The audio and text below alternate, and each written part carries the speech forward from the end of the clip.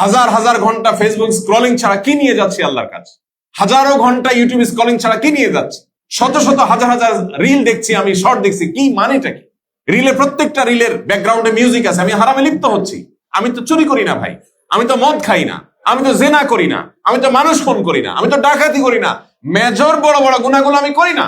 কিন্তু কিছু গুনাহের আষ্টেপৃষ্ঠে আমি বাধা আছি, সেগুলোর মুখ যদি আমি বন্ধ করে দিতে পারি, আমি ফেরেশতা হয়ে যেতে পারবো ইনশাআল্লাহ। আপনি ফিল করবেন আল্লাহর সাথে আপনার কথা হচ্ছে, আপনার দোয়া কবুল হচ্ছে, আপনি মুস্তাজাবুদ দাওয়া হচ্ছেন। হাজার হাজার ঘন্টা ফেসবুক স্ক্রলিং ছাড়া কি নিয়ে যাচ্ছি আল্লাহর কাছে? হাজারো ঘন্টা ইউটিউব স্ক্রলিং ছাড়া কি নিয়ে যাচ্ছে?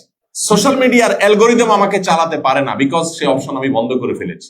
সে তার মতো করে ভিডিও আমাকে দেখাবে, সে যেটা দেখাইতে চায় সেটা দেখাইতে পাবে। এই জন্য তো শয়তান প্ল্যান করতে পারে আমাকে নিয়ে, আমি সে সুযোগ দেব না। আমি নিজের প্ল্যান নিজে করব, শয়তানকে করতে দেব না। অ্যালগোরিদম আপনাকে ভিডিও দেখাবে, আপনার ব্রেইনে ন্যারেটিভ বিল্ড হবে, আপনার মানসিকতা তৈরি হবে, আপনি নিজের অজান্তে ফিতনার মধ্যে পড়ে যাবেন। বোনরা অনেকে আছেন ঘন্টাকে ঘন্টা ইউটিউবে পড়ে থাকেন। শয়তান ধোঁকা দেয় কি বলে, যে স্বামীকে খুশি করার জন্য আমি ভালো একটা রান্নার রেসিপি দেখার জন্য ইউটিউবে ঢুকছি, কোন হুজুরের ওয়াজ শোনার জন্য ইউটিউবে ঢুকছেন ওয়াজ শোনার জন্য। এরপরে কত আওয়াজ চলে আসছে, কত অলিগলিতে চলে গেছেন, আপনি হারায় যাচ্ছেন। এই জন্য ভাই পরিবর্তনের সংকল্প করতে হবে, চেষ্টা করা যাবে তো ইনশাআল্লাহ।